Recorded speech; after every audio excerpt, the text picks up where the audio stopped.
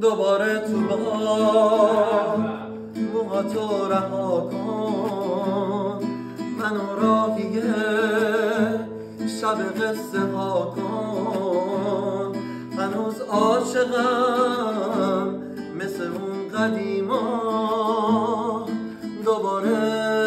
زیر لب اسممو صدا کن، عشقمو پاک کن از گونه من، سر بذار بازم